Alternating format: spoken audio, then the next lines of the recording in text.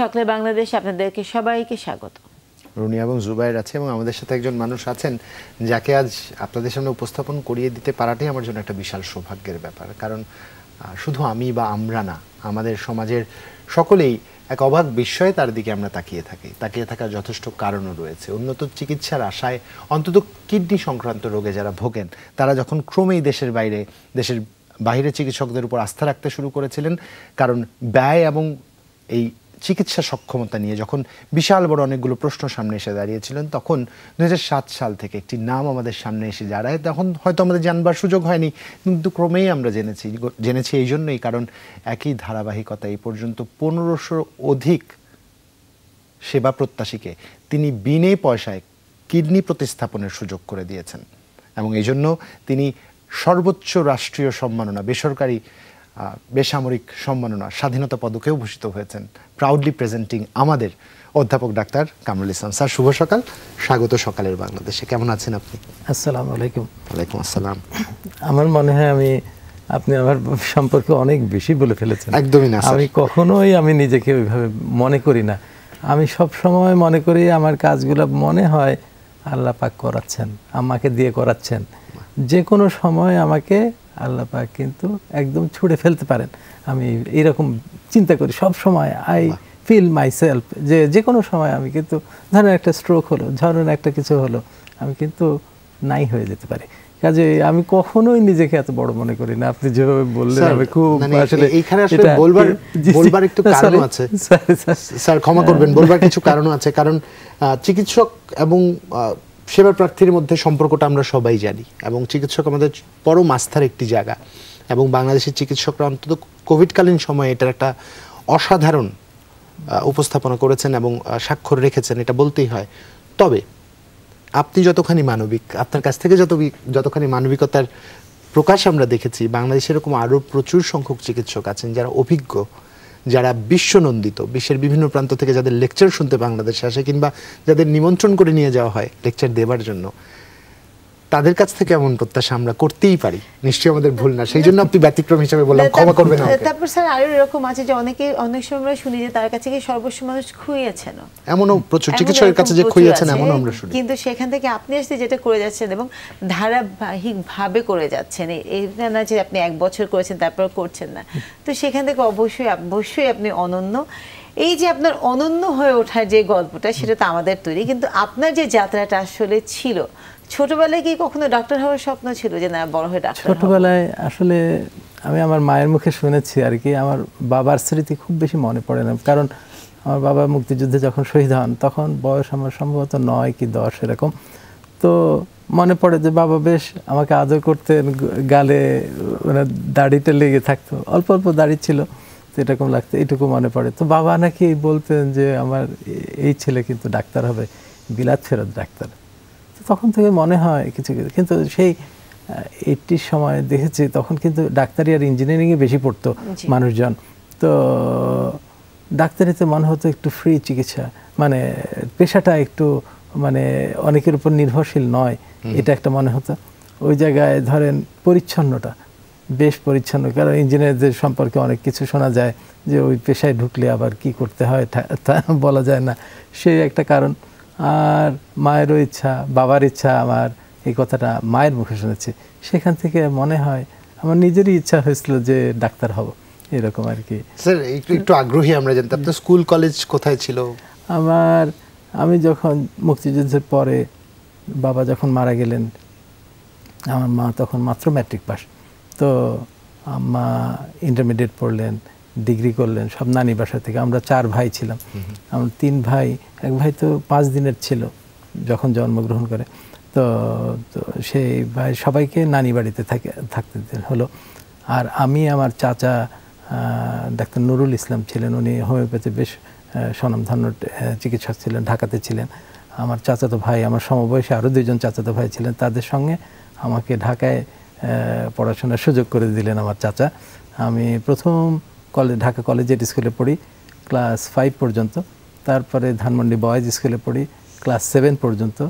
তারপরে আমি আবার আমার দেশে চলে যাই, নানি বাড়িতে চলে যাই। ওখানে চন্দ্রপ্রভা বিদ্যাপীঠ বলে একটা স্কুল আছে, সেই স্কুল থেকে আমি ম্যাট্রিক পাস করি, ওই রাজশাহী থেকে। তো কিভাবে জানি না, আমি কিন্তু এটা আশ্চর্য লাগে। আমি যখন ঢাকায় ছিলাম আমার রেজাল্ট কিন্তু অত ভালো ছিল না, কিন্তু আমি যখন গ্রামে গেলাম তখন আমার রেজাল্ট ভালো হওয়া শুরু করলো। আমি জানি না, আশ্চর্য। খুবই অজপাড়া গায়ের একটা স্কুল, কিন্তু টিচাররা খুব স্নেহশীল ছিলেন।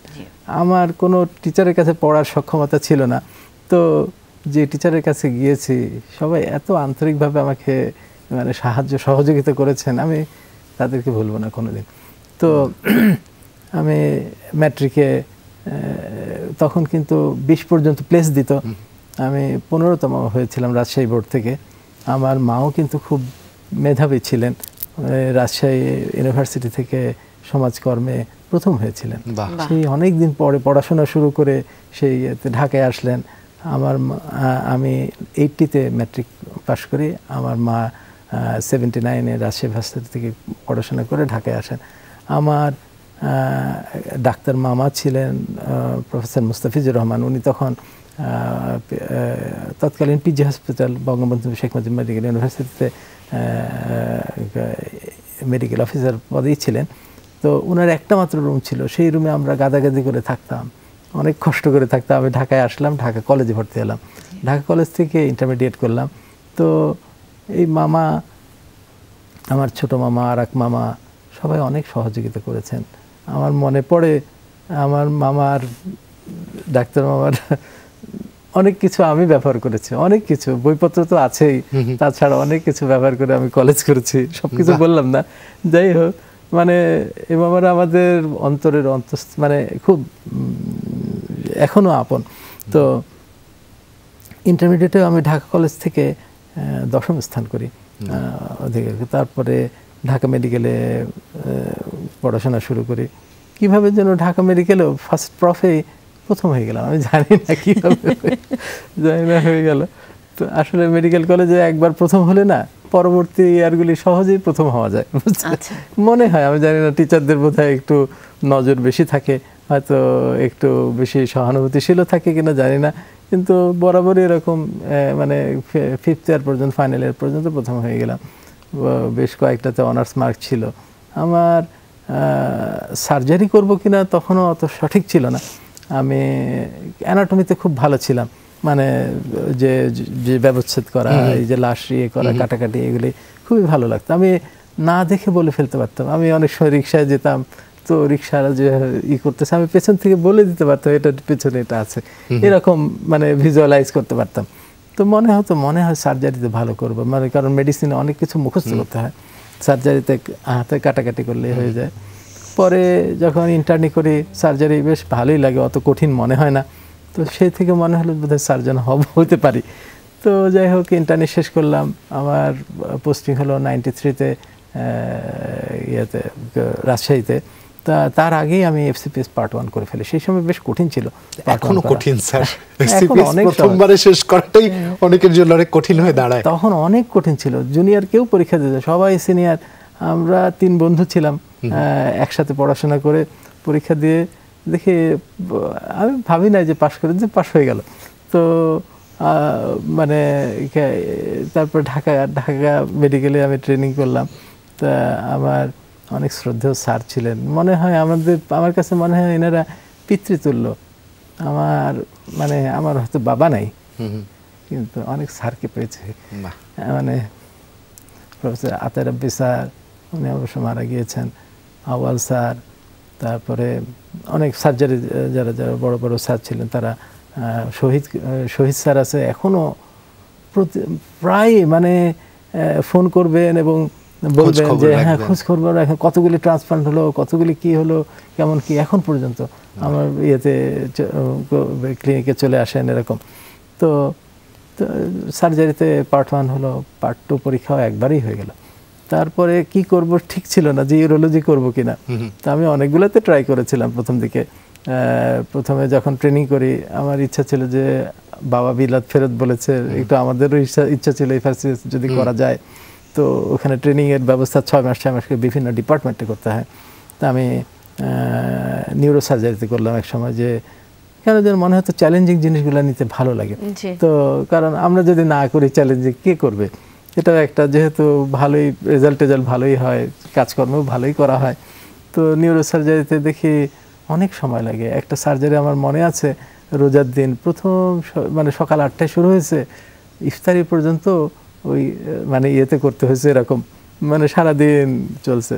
কিন্তু আউটকামটা একটু কেমন যেন মনে হয়, তো এত খাটাখাটনি করে আউটকাম যদি কম হয় ভালো লাগবে না, সেই জন্য নিউরোসার্জারিটা বাদ দিলাম। তারপরে প্লাস্টিক্স অর্থোপেডিক্সে আমি প্রফেসর রুহুল হক স্যারের আন্ডারেও কাজ করেছি 6 মাস। বেশ তখন আমার স্বাস্থ্য অনেক খারাপ ছিল, তো দেখি যে ওই ভেঙে গেলে যে হাড্ডি সোজা করা বেশ কষ্টসাধ্য, পারছি না। হ্যাঁ পারছি না, মনে হলো হাড়ি যদি ঠিক করতে না পারি তাহলে মনে হয় অর্থোপেডিক্স হবে না। তারপরে আমি প্লাস্টিক সার্জারিতে গেলাম, ওখানে তখন শহীদুল্লাহ স্যার ছিলেন, উনি মারা গেছে, খুবই ভালো। তো যে স্কিন দেখি ভালো করে উঠছে না, মোটা হয়ে যাচ্ছে, কারণ স্কিন গ্রাফটিং হচ্ছে বেসিক কাজ, তো ওইটাই যদি মোটা হয় তাহলে হবে না মনে হয়। তারপরে আমি গিয়েছিলাম যে কার্ডিওথোরাসিক সার্জারি, তখন ঢাকা মেডিকেলে ছিল না, তো আমি থোরাসিক সার্জারি ডিপার্টমেন্ট ইয়েতে গেলাম, চেস্ট ডিজিজ হসপিটালে গেলাম, ওখানে স্যারের সঙ্গে কথা বললাম, তো বললো যে না বাইরের কাউকে নিব না এরকম। তো শুধু ইউরোলজিটাই বাদ ছিল, কিন্তু এফসিপিএস করার পরে ভাবলাম যে ইউরোলজিটা ঢুকে দেখি একটু। এরপরের গল্পটা আমাদের মোটামুটি সবার জানা, কিন্তু গল্পের নেপথ্যের গল্প আমরা জানি না, তাই জানবো। তবে এটা বিরতির সময় হয়েছে। দর্শক, যে মানুষটাকে আপনারা শুনছেন হয়তো অনেকেই তার সাথে পরিচিত, অনেকে অনেকভাবে জেনেছেন। কি যে সাধারণ মানুষ তিনি, এবং তার কথাবার্তা যে কি অসাধারণ, আসলে বলে বোঝানোর সুযোগ নেই। আপনারা নিজের মতো করে বুঝে নেবেন। একটা বিরতি নিয়ে ফিরি আমরা। ফিরছি, আমাদের সাথেই থাকুন।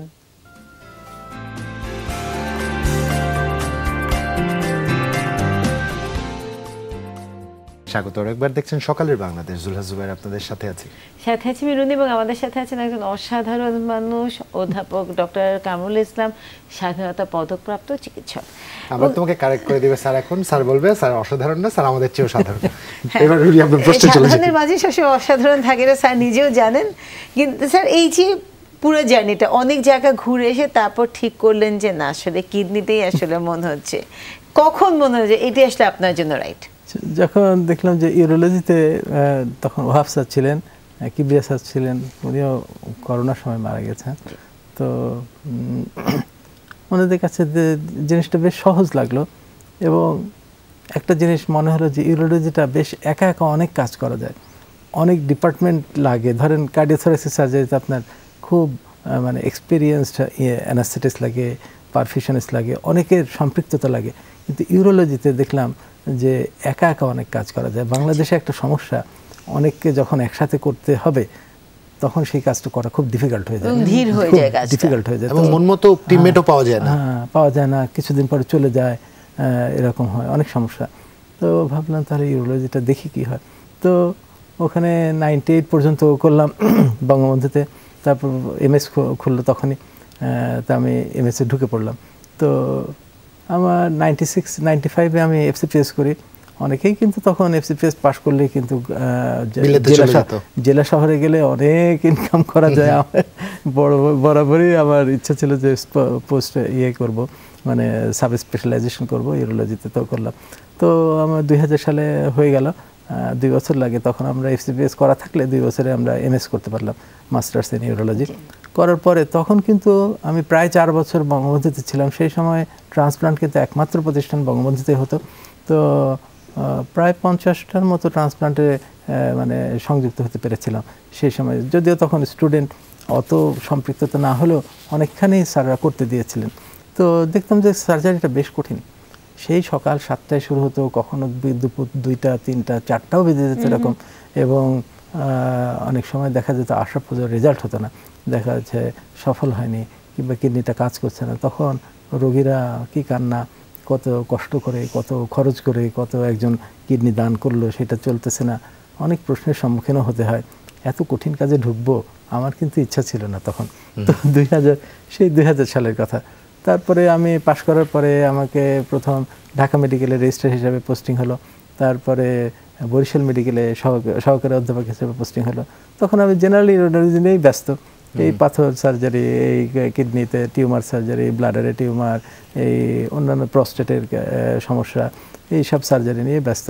এন্ডোস্কোপিক সার্জারি তখন এসেছে, মানে অনেক জিনিসই কাটা লাগে না, মেশিন দিয়ে করা যায়, এগুলো করতাম। বরিশালে আমি অনেকগুলো কাজ করেছিলাম, ওখানকার সেই স্টোর থেকে অনেক পুরাতন যন্ত্রপাতি পড়েছিল, আমি সেগুলো বের করেছিলাম। বেশ সুন্দর সুন্দর যন্ত্রপাতি ছিল। হ্যাঁ স্যার, আমাদের এরকম প্রচুর যন্ত্রপাতি আছে যা হয়তো ব্যবহার হয় না, এখন পড়ে আছে। আমি স্টোরে গিয়ে সেগুলো বের করে নিয়ে এসে আবার শুরু করেছিলাম। তো তারপরে আমাদের জাতীয় কিডনি রোগী ইউরোলজি হসপিটাল চালু হলো, সেখানে হারুন স্যার তখন ছিলেন, তো নিয়োগ হচ্ছিল, তখন আমি ওখানে অ্যাপ্লাই করেছিলাম। তখন ওইখানে সহকারী অধ্যাপক ট্রান্সপ্লান্ট সার্জারিতে আমাকে নিয়োগ দিল, মানে সিলেক্ট করলো। তো তখন তো দেখলাম তাহলে ট্রান্সপ্লান্ট তো করতেই হবে, এই থেকে ট্রান্সপ্লান্টে আসা। আসলে কেউ মানে ইচ্ছা করে জোর করে এত কঠিন কাজের ভিতরে ঢোকার ইচ্ছা ছিল না। যখন ওখানে ঘাড়ের উপরে জল পড়েই গেল, তখন তো করতেই হবে জিনিসটা। এই ভাবলাম যে এখন হয়তো করতেছি না, 2001 সালের কথা, 2002, 3, 4, 5 পর্যন্ত যদি আমি না করতে পারি, তাহলে সবাই তো বলবে যে ও তো কেউ পারে না। তো এইটা আমার কাছে মনে হয়েছিল যে আমাকে করতেই হবে এটা যেভাবে হোক। আমার তখন কিন্তু ইনডোর চালু হয়েছিল না, অনেক সময় সকাল 8টা থেকে 2:30 পর্যন্ত প্রায় বসেই থাকতে হয়। আউটডোরে কিছু রুগী আসে, ওটা দেখার পরে আমি ট্রান্সপ্লান্ট বিষয়ে বেশ মোটামুটি কয়েকটা বই কিনে মোটামুটি পড়ে ফেললাম। তারপরে ট্রেনিং নিতে হবে, আমি তখন তো ইনডোর নাই, আমি বঙ্গবন্ধুতে শনিবারে ট্রান্সপ্লান্ট হতো, আমি বঙ্গবন্ধুতে চলে যেতাম যে সময়টা কাজে লাগুক। দেশে যতটুকু সম্ভব আমি অর্জন করার পরে আমি ট্রেনিংয়ের জন্য, আমার অতটা অর্থনৈতিক ছিল না যে অনেক দূরে যাব, যে পশ্চিমা দেশে যাব। আমি পার্শ্ববর্তী দেশ ভারত, করাচি, নেপাল, এইসব দেশেই আমি বেশিরভাগ ট্রেনিং করেছি। এইসব দেশে সুবিধা হলো যে এরা যে টেকনোলজিগুলি ব্যবহার করে খুব মানে প্রাইস মানে অ্যাফোর্ডেবল, হ্যাঁ, সহজেই সেই টেকনোলজিটা ট্রান্সফার করা যায়, আমি আমার দেশের জনগণের উপর ব্যবহার করতে পারি, এই একটা বড় সুবিধা। তো ভাষাগত সুবিধা, ওটার সুবিধা অনেক আছে, ওরাও কোঅপারেট করে, যে আমাকে অনেক কাজ করতে দিয়েছিল। তো এই থেকে তো আমি ট্রেনিং করতে গেলাম 2004 সালের দিকে। তো 4 সালে ট্রেনিং করে আসার পরে কেন যেন মনের উপর আত্মবিশ্বাস জন্মালো যে না, কাজটা করতে পারবো। তো 2005 সালে কিন্তু প্রথম জাতীয় কিডনি রোগী ট্রান্সপ্লান্ট আমি শুরু করি।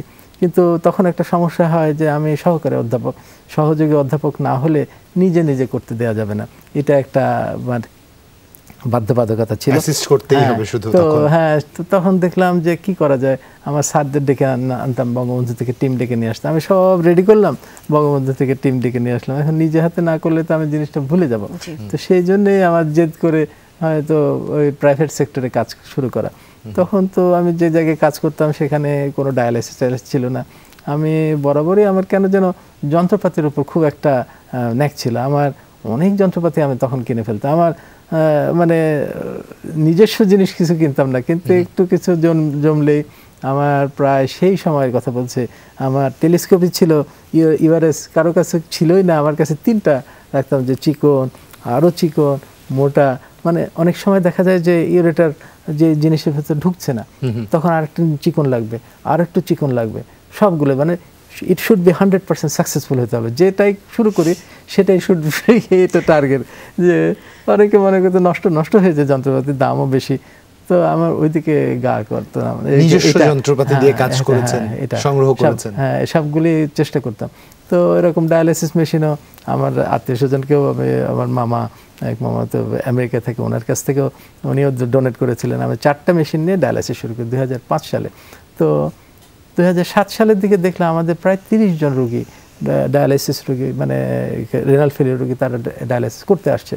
তো তখন মনে করলাম যে আমরা ট্রান্সপ্লান্টকে শুরু করা যায় কিনা। আমাদের 2টা ওটি ছিল ওইখানে, আমরা ওই ক্লিনিকের সঙ্গে কথা বললাম যে শুক্রবার ফুল ডে, আমরা কাউকে এন্ট্রি নেই, আমরা শুরু করব এরকম। তো সেই সময়ে আমার সিনিয়র ভাই ছিলেন প্রফেসর এস এ খান, উনি বঙ্গবন্ধু ট্রান্সপ্লান্ট সার্জারিতে হেড ছিলেন, এবং আমার আরেক বন্ধু ছিলেন অ্যাপোলো হসপিটালে প্রফেসর নাজিমুদ্দিন আরিফ, তখন ও সহকারী অধ্যাপক ছিল। তো ও হচ্ছে ওই করাচি থেকে 7 বছর ট্রেনিং করা ছিল, ওকে নিলাম। একজন অ্যানাস্থেটিস্ট ছিলেন ডক্টর আমিন, উনি হার্ট ফাউন্ডেশনের অ্যানাস্থেশিয়া, মানে সবচেয়ে ভালো যাতে লোকগুলি থাকে, এইরকম টিম নিয়ে আমি রোগীদের বললাম যে আমরা এরকম টিম নিয়ে কাজ করতে চাই, তোমরা কি রাজি আছো কিনা। মানে দুজন রুগী রাজি হয়ে গেল। একজন ইয়ে ছিলেন, উনি উপজাতীয় ছিলেন, সিলেট নিবাসী, আর একজন ছিলেন একজন ট্যাক্সি ক্যাব ড্রাইভারের ওয়াইফ। আমরা সেবাটাকে এই পর্যায়ে নিতে পারছিলাম, এটাই আমার সবচেয়ে সফলতা। এটাই আসলে আমাদের সকলেরই বিস্ময়ের জায়গা। স্যার, এটা খুব ব্যয়বহুল একটা চিকিৎসা বলে প্রথম দিকে তো আমরা নিজেরা স্যাররা যাদের নাম বললাম তারাও কেউ টাকা নেননি। আমরা এটা বেনাফলেন শুরু করেছিলাম এবং আমরা মানে সব ডাক্তার আশেপাশে এদের মিলে ওষুধ পর্যন্ত রোগীদের কিনে দিতাম প্রথম দিকে। কারণ এরকম একটা ডিফিকাল্ট জিনিস, ওরা কোথায় পাবে টাকা? একটা ট্যাক্সি ক্যাব ড্রাইভারের স্ত্রী কিভাবে টাকা জোগাড় করবে? কোনো রকমে ওষুধের কিছু খরচপত্র দিল আর নিজেরা যাতে ওষুধপত্র খেতে আমরা সব বেনাফলেন শুরু করলাম এরকম। এই যে চমৎকার একটা কাজ শুরু করলেন, আপনার সাথে সমমনা প্রচুর চিকিৎসক আপনাকে হয়তো তখন সহায়তা করেছেন, সাপোর্টও করেছেন, এই গল্পটা একটু বিস্তারিত আমাদের জানবার প্রচন্ড আগ্রহ। কিন্তু স্যার, একটা বিরতিতে আমাদের যেতে হবে। দর্শক, আজ বিরতিটা খুব কর্কশ মনে হচ্ছে, একদমই নিতে ইচ্ছা করছে না, কিন্তু সময়ের নিয়মে আমাদের সবার থাকতে হয়। ছোট্ট একটা বিরতির উপরেই ফিরছে। আমাদের সাথেই থাকুন।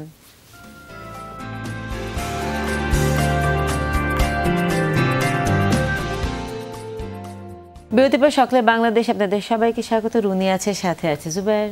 অসাধারণ মানুষ আছেন, মুগ্ধ হয়ে যাওয়ার কথা শুনছিলাম। অধ্যাপক ডাক্তার আমাদের সাথে আজ আছেন, কামরুল ইসলাম, তার সাথে আমাদের কথা হচ্ছিল এবং যত বেশি কথা হচ্ছে তত বেশি অবাক হচ্ছি, তত বেশি বিস্ময়ে ভাসছি। স্যার, ওই যে কথাটা বললেন যে একটা সময় ছিল, আমরা আসলে মনে হচ্ছে আজকে অনেক কিছু শিখে যাচ্ছি, জীবন অনেক কিছু শেখার আছে আপনার কাছ থেকে স্যার, নিঃসন্দেহে। তারপর স্যার আপনার যাত্রাটা যে জায়গায় আসলে আমি প্রশ্নটা করতে চাই, দুঃখিত রুনিয়া স্যার, আপনি যাদের নামগুলো নিচ্ছেন তারা সবাই শিক্ষকদের শিক্ষক। এখন যারা শিক্ষক তাদের শিক্ষক ওনারা, তখন আপনার সাথে যারা টিম করে কাজ করছেন, যারা প্রচণ্ড মানবিকতার পরিচয় দিয়েছেন, সত্যি তো একজন ট্যাক্সি ক্যাব ড্রাইভারের স্ত্রী কী করে এই ব্যয় ভার বহন করবে? স্যার, এই যে চমৎকার মানবিক চিকিৎসকেরা ছিলেন, কিন্তু বর্তমানে সে হঠাৎ করে আরেকটা প্রজন্ম আমরা মাঝে মাঝে দেখি, কেন স্যার? কোথায় সংকটটা, কোথায় আমাদের তৈরি হয়ে গেছে? কোথায় পিছালাম আমরা? কি ভুল করলাম? আসলে আমার মনে হয় বিলিফের ডিফারেন্স, মানে কি বিশ্বাস করে মানুষ এখন যেন মনে করে টাকা পয়সা দিয়ে সব করে ফেলবে, সব আমার স্বাস্থ্য কিনে ফেলবো, আমি শান্তি কিনে ফেলবো, আমি কিনে ফেলবো, সব কিছু আমি টাকা দিয়ে। Nothing can be done by taka, কিচ্ছু করা যায় না। কোরআনের আয়াতে বলা আছে, টাকা মনে করে টাকা আমাকে স্থায়ী করবে, অনেক দিন বাঁচিয়ে রাখবে, কিচ্ছু করতে পারে না টাকা। That is the main belief. তাহলে পরে কেউ টাকার পিছনে ছুটবে না আমার ধারণা। তো তাহলে পরে টাকা তো অনেক ইনকাম করে মানুষ, এত দরকারই নাই আমার তো মনে হয়। আসলে কিচ্ছু দরকার নাই। আমি তো নিজের চলতে গেলে দেখি কয় টাকা লাগে, অনেক বেশি ইনকাম হয়ে যায়। আমার কাছে মনে হয় মানুষ জানে না টাকার ব্যবহারটা, মানুষ কিভাবে টাকার ব্যবহার করবে সেটা জানে না। আপনি খেতে বসলেন, সাধারণ জিনিস খেলে কি অসুবিধা? আমার এত বড় জায়গায় যেতে হবে, এত জায়গায় মানুষ দেখি বেড়াতে যায়, ঈদ করতে যায় ঢাকা, মানে দেশের বাইরে, আমার খুব কষ্টদায়ক।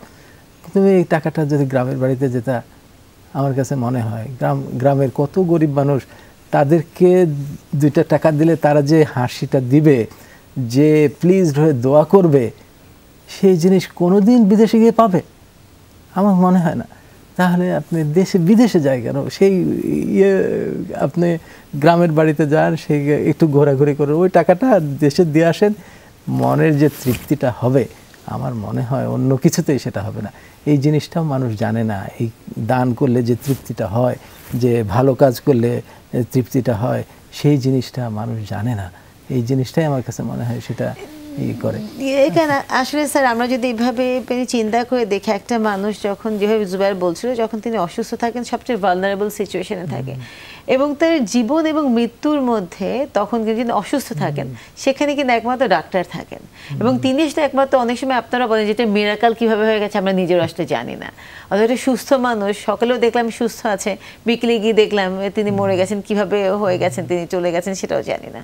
তো সেখান থেকে আপনাদের রিয়েলাইজেশনটা আসলে অনেক বেশি, কারণ প্রথমে তো হিউম্যান বডি একটা জাদুর বাক্স, মানে এইটার যে মিরাকাল হয় সেটাই তো প্রথমে একটা বিষয়, যেটা তৈরি কে করেছেন, এটা কিভাবে তৈরি হয়েছে, এত ব্যালেন্সড, এত ওয়েল প্ল্যান্ড। মানে আমি তো শুধু প্রেগনেন্সির কথা যখন চিন্তা করি, একটা ফিমেল অ্যানাটমিতে যে কি ভেতর থেকে একটা বডি যায় এবং ট্রান্সফর্ম করে, আপনার যে ট্রান্সফর্মটা আপনি করেছেন সোসাইটিকে, এই সেটার গল্পটাতে এখন আসি। যেভাবে তো যাত্রাটা শুরু হলো, কখন থেকে মানুষ তখন নিশ্চয়ই নতুন করে শুরু করছেন, সবার ক্রমে আগ্রহ জাগছে, সবাই জানতে শুরু করেছে, ট্রান্সপ্লান্ট শুরু করেছেন আপনারা বাংলাদেশে, বিস্ময়কর নিঃসন্দেহে। এবং খুব যদি অর্থনৈতিক সংযোগের কথা বলি, খুব লাভবান একটি চিকিৎসা হতে পারতো যে কোনো প্রতিষ্ঠানের জন্য, প্রাতিষ্ঠানিকভাবে চিন্তা করতে।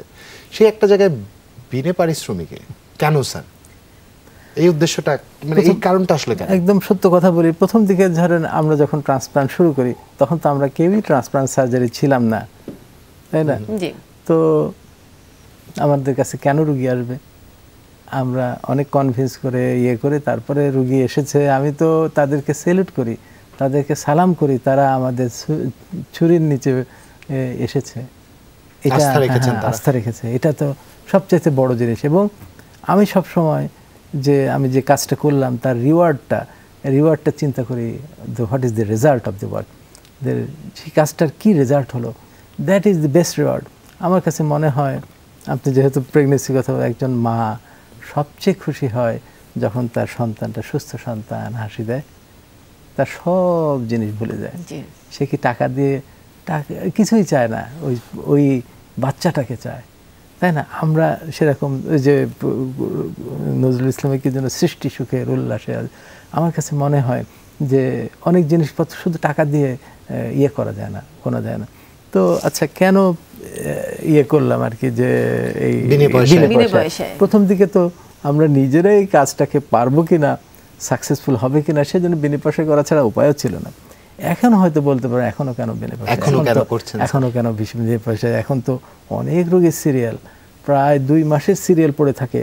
এখন যদি আমাদের 2,15,000 টাকা লাগে, আমি যদি 5 লক্ষ টাকাও করি, হ্যাঁ, এবং এই কিউই থেকে যাবে, মানে 6 লক্ষ 7 লক্ষ করলেও করা যাবে।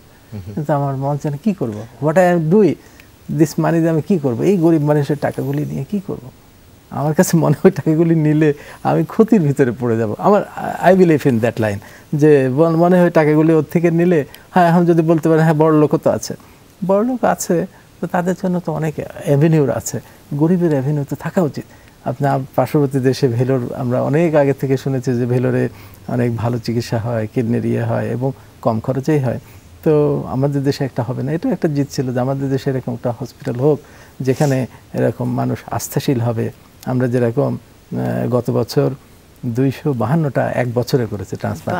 তো এই যে সংখ্যা, ইন্ডিয়াতে কিন্তু এর থেকেও বেশি হয়। কোনো একটা ইনস্টিটিউটে হয়তো ডেইলি 2টা করে ট্রান্সপ্লান্ট হচ্ছে, এরকম হচ্ছে, আমরা সপ্তাহে হয়তো 5টা করে করছে। হয়তো সেই পর্যায়ে না গেলেও কাছাকাছি মানুষের কাছে তো বলা যায়, বাংলাদেশে প্রেজেন্ট করা যায়। 150 কোটি মানুষের দেশে কোনো প্রতিষ্ঠান প্রতিদিন 2টো হওয়া, 16 কোটি মানুষের দেশে সপ্তাহে 5টা হওয়া নেহাত কম না, কিন্তু বরঞ্চ বেশি, কিছুটা ক্ষেত্রে বেশি। স্যার, সেই এক বিবেচনায় একটু জানি কতখানি এগোতে পারলাম আমরা কিডনি চিকিৎসায়, বাংলাদেশ রাষ্ট্র হিসেবে কতখানি এগোতে পারলাম? আমার কাছে মনে হয় কিন্তু চিকিৎসা সেবা যদি অ্যাজ এ হোল অনেক এগিয়েছে, মানে এগিয়েছে। আপনার আজকে মনে হয় হার্টের চিকিৎসার জন্য খুব কম মানুষই বাইরে যায়, বেশিরভাগ মানুষই কিন্তু দেশেই করে। ট্রান্সপ্লান্টের জন্য অনেকে যায়, কিন্তু ডোনারের অভাবে যায় আর কি। ডোনারের থাকলে হয়তো আমাদের দেশে অনেকেই করেন, কিন্তু ডোনারের অভাবে অনেকে যান। আর স্যার, সেক্ষেত্রে আইনি জটিলতাটার কারণেই কি আসলে এটা হচ্ছে, রোগীরা চলে যাচ্ছেন? আইন কিন্তু আমার কাছে খুব ফ্যান্টাস্টিক। আমার দেশের যে আইনটা খুব ভালো লাগে, যার কারণে আমরা প্রোটেক্টেড, ডক্টরস প্রোটেক্টেড, আমাদের সোসাইটি প্রোটেক্টেড। নাহলে এই কেনা বেচা তো খুবই খারাপ জিনিস।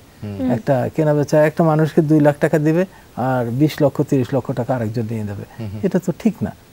আর এটা মানে কোনো দেশে, সারা ওয়ার্ল্ডে এটা, এবং ইসলামে কিন্তু এটা নিষিদ্ধ, এটা কিন্তু হারাম করা আছে। আপনার যে কোনো অঙ্গ কিন্তু বিক্রি করা যায় না, এটা হারাম করা আছে।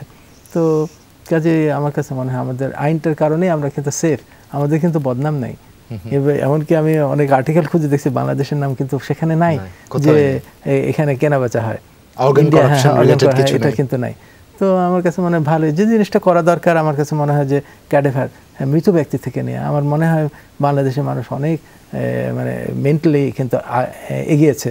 দেখেন, সারা যে আমরা প্রথম যে ক্যাডেভার ট্রান্সপ্লান্ট হলো বঙ্গবন্ধুতে, যে একজন ঢাকা ইউনিভার্সিটির ছাত্রী, সে নিজে থেকে আগে বলে গিয়েছিল।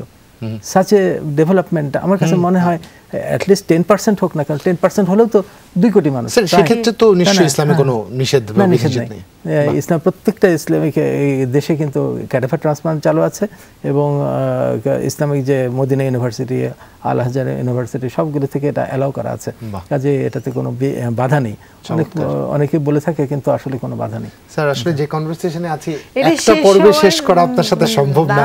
আমরা আসলে সময় নিয়ন্ত্রণে কখন ঘন্টা পার করেছি আমাদের দুজনের হিসেব নেই। তবে স্যার আপনাকে সহসা আবার অতিথি করে পেতে চাই, যদি আপনার ব্যস্ত সময় থেকে আপনি আমাদের সময় দেন। আমরা এখান থেকে আবার আমরা কথাটা শুরু করব। দর্শক, আজ হয়তো পুরো গল্প শেষ করা গেল না, তবে একটা অসাধারণ গল্পের সূচনা শুধুমাত্র আপনাদের সাক্ষী রেখে জানবার সুযোগ হয়েছে আমাদের। নিশ্চয়ই এই ধারাবাহিকতা আমরা অচিরেই পালন করবার চেষ্টা করব। তবে সেই পর্যন্ত সবাই ভালো থাকবেন, সুস্থ থাকবেন, পরস্পরের প্রতি ভালোবাসাবোধ, দায়িত্বশীল হওয়ার যেই কথাগুলো আজ আমরা শুনছিলাম যেন আপনাদেরও ছুঁয়ে যায়, এবং আপনাদের বিশ্বাস যেন অনড় থাকে স্রষ্টার প্রতি। আজকে এখানেই বিদায় নেব। ভালো থাকবেন সবাই। শুভ সকাল। শুভ সকাল।